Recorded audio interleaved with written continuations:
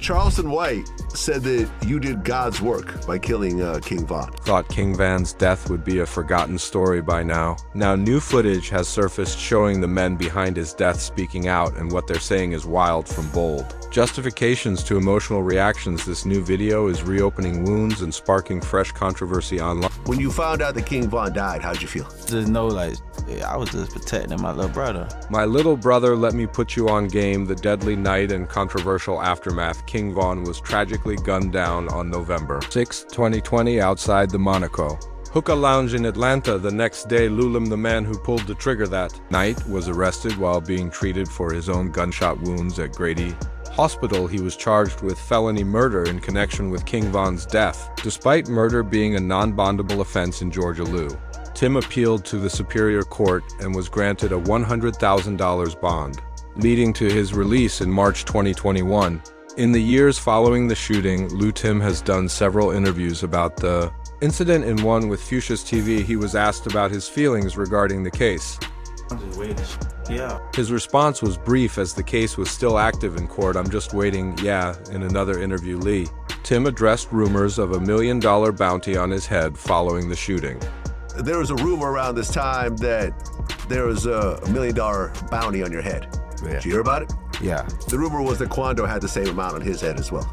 Yeah. Lil Tim has also expressed regret about the situation, stating in one interview, I was like, damn, if Brian did that stupid shit last night, it would have been alive. However, he's been dismissive of claims made by Asian Doll Van's ex-girlfriend, who has repeatedly stated on social media that Tim didn't kill Van, saying that the police said Tim ain't kill him, the police did, and later insisting since when you can shoot for fighting your friend and claim it's self-defense, them charges was dropped cause his bullets didn't kill. Then let's talk the real. I'm sick of these lying. According to Tim, these claims are merely attention-seeking. You just look at her like, man, it's like, I agree. It's like the whole world seen the video and it ain't just saying they proud about it or whatever, but what happened. You can't take it back. It's in the past now. She probably got an album or something that's gonna come out or something. She probably trying to clout chase or something, but... On August 20th, 2023, nearly 3 years after the shooting, Lil Tim's attorney, Noah Pines, confirmed that all charges against him had been dropped before indictment. Prosecutors reportedly believed it was a case of self-defense under Georgia's Stand Your Ground law, which allows someone to use deadly force without retreating. Following the dismissal, Lil Tim celebrated through music releasing, left a stain with lyrics hinting at his legal victory. I told them about my good news. I'm about to beat this case, but his troubles didn't stop there.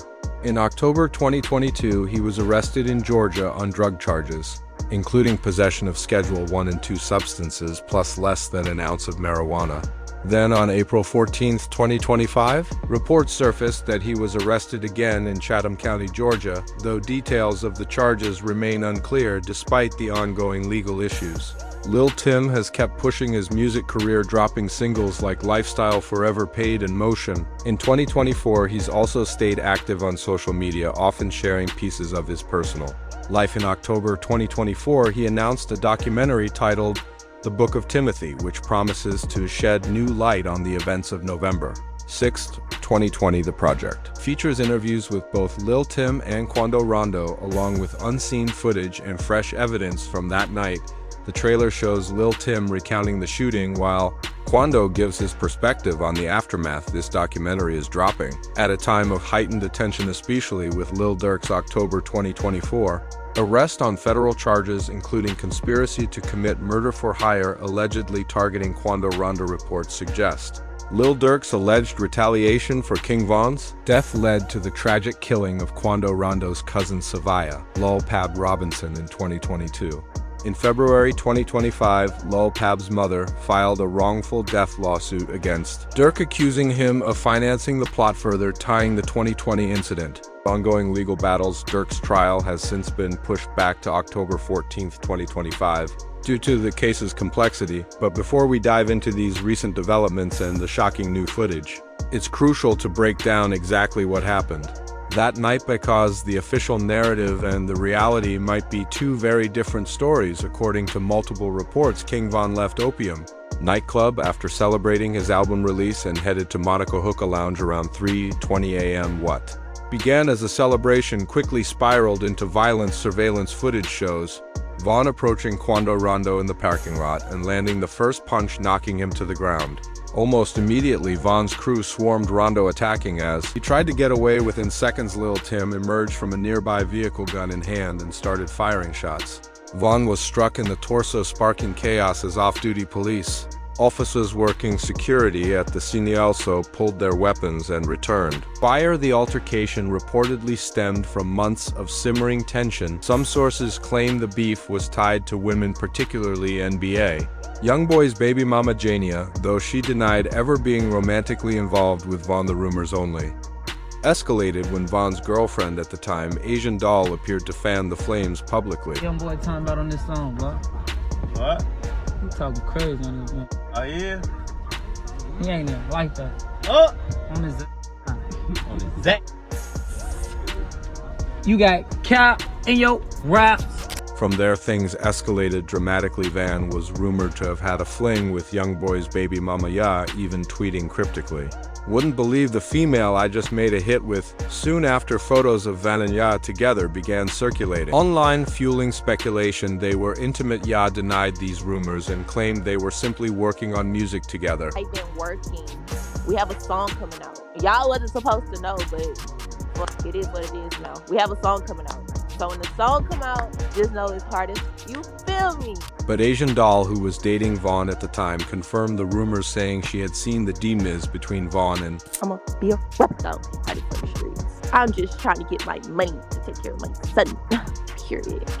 NBA Youngboy didn't take kindly to all this and retaliated on social media, posting a photo with the caption, "I'm going to make sure my son your daughter since you trolling bit."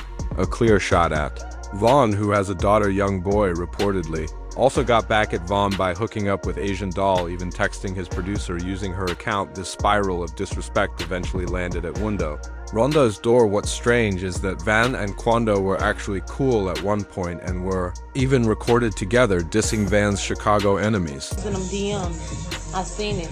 So all that songs, that shit. So what happened after shots were fired that night, according to reports? Van's friends quickly loaded him into a vehicle and rushed him to the nearest hospital. Lulam, who had been shot by police during the exchange, was helped into Quando Rondo's car, and they also headed to the hospital. Coincidentally, both groups ended up at the same medical facility, though fortunately no further violence erupted. Now, this is where things get particularly interesting and where the recent footage and revelations come into play. The official story was that Van died during surgery at the hospital. However, there's been increasing speculation backed by some pretty shocking claims from people close to Von that there might be more to this story. Van's cousin Bio has been making waves with some truly wild statements about what really happened at the hospital. According to him, Van had successfully undergone 2 surgeries and was expected to survive. One of the things you had said was he had survived 2 surgeries, like he was expected to live at first. Trudeau then dropped a bombshell, saying Van's sister Kayla B told him that Van was scheduled for 3 surgeries after completing 2 of them. Van allegedly got out of bed, started fighting with nurses, and asked for his gun. This apparently caused him to go into shock, which led to his death. No, his sister Kayla, she told me. She said that he had 3 surgeries, but he made it. He was supposed to have 3 surgeries. He made it through 2. He hopped off the bed after the second surgery and supposedly started fighting the nurse and asked the nurse where's his gun at, something like that. And then he died because he went into shock. If true, this is absolutely insane, but there are legitimate questions about this account. How would Kayla B know these details when she wasn't even at the hospital? Bio himself confirmed that while Kayla was at the club earlier, she had gone home and didn't go to the hospital after learning about the shooting. She was out there that night, wasn't she? Which me at the club? Yeah. Yeah, she was at the club. She told me she had left and went home. And I guess when she got home, that's when she supposedly had called me. So she didn't go to the hospital? No. That's like her blood brother, like. This discrepancy has fueled speculation about whether Von was set up possibly by people close to him, and that's not the only suspicious circumstance surrounding his death. Back in 2020, shortly after Van died, his manager Track 100 gave an interview detailing the events of that night. He mentioned that Van was traveling in a bulletproof truck. Von traveled in a bulletproof truck. So going out the club, he jumped into the bulletproof truck. And it was him and maybe two or three more individuals. Remember, he was in a bulletproof truck, Okay. so it wasn't no concern. However, recently, Van's cousin Bio has disputed this claim, alleging that on the night Van was killed, his usual bulletproof truck was mysteriously switched out for a regular vehicle. They switched the truck out from a bulletproof truck to a regular truck. He's a hot artist. Why would y'all do that? The night of all this, just ain't making sense. But yeah, it was definitely switched out. Somebody close said that. All of these strange circumstances fueled speculation that KingVon might have been set open. Shockingly, one name that continues to surface is his own label boss and supposed friend, Lil Durk. At first glance, the theory sounds outrageous. Durk and Von weren't just label mates. They were portrayed as brothers in the industry. They collaborated on multiple tracks, supported each other publicly, and Durk even released heartfelt tributes after Von's death. So why would anyone believe Durk could have played a role? The suspicion ties back to a serious legal case both rappers were facing before Von's death. Von and Durk were co-defendants in an attempted murder trial linked to a 2019 shooting in Atlanta that left one man wounded. The charges were no joke. Convicted, both faced years in prison. But then came the twist in October 2022. Nearly 2 years after Von's death, all charges against Durk were suddenly dropped. Prosecutors admitted they didn't have enough evidence to move forward. That timing immediately raised eyebrows among fans and industry insiders. Court records reveal the case against Durk wasn't flimsy. A female witness claimed she saw Durk pull a firearm during the altercation. She ran as shots rang out, later finding the victim bleeding on the ground. Even more damaging, detectives reportedly had surveillance footage that allegedly showed Durk himself firing a weapon. With evidence like that, many question why the case against Durk collapsed so easily, especially after Von, the only other co-defendant, was no longer alive to stand trial. You see Mr. Banks' arm out the window firing several shots at the victim. So why would charges be dropped despite this evidence? Georgia District Attorney Fonnie Willis made a statement that raised serious questions. She said, if Kofong Dong Davin Bennett, aka KingVon, had not died in 2020, he would have been indicted for this incident. This statement seems strange to many. If all the evidence pointed to Durk, why would Von have been indicted? Instead, the theory emerged that Durk might have cooperated with authorities, placing the blame on Von, who was no longer alive, to defend himself. Former members of Van's gang Oblique speculated that for Durk to avoid charges in a crime where he was present, he must have provided information to authorities. If I'm with you, we do something, you don't report it, but you know I did it, and you don't report it, we go on about our life. You are as liable as to the case as I am. What I'm finna go down for, you finna go down for, unless when you get in this behind these doors, you tell me something that I don't know.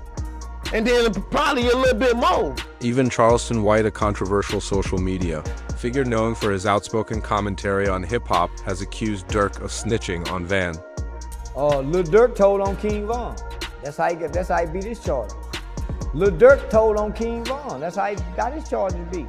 There's another strange twist that continues to fuel the conspiracy theories. Before Von's death, one of Lil Durk's attorneys, Nicole Mormon, was allegedly caught on camera posing as airport security and searching Von. The footage shows a woman looks strikingly similar to Mormon conducting what appeared to be an unauthorized pat-down. And here's where it gets interesting. Mormon had worked as a felony probation officer and undercover task force agent for nearly 5 years, meaning she had the experience to pull something like this off. Theorists suggest the goal may have been to catch Von with contraband or something incriminating evidence that could paint him as the aggressor in their shared attempted murder case, ultimately tipping the scales in Durk's favor. But that's not the only eyebrow-raising detail. One of the most suspicious pieces of this puzzle involves Von's sister Kayla B. Shortly after Von's death, 21, Savage gifted her a brand new Range Rover. Kayla herself admitted the gift was unexpected, though she explained she was already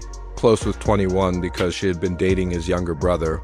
The timing, however, only gets stranger. 21 Savage later claimed that when Von was killed, he was actually with Lil Durk in Houston. He said he got the call about Von's shooting just minutes after it happened. The problem: this account contradicts video evidence showing Durk on Instagram Live at the moment he supposedly found out about the shooting. Some have suggested Durk purposely went live as a cover, creating an alibi because he already knew what was coming.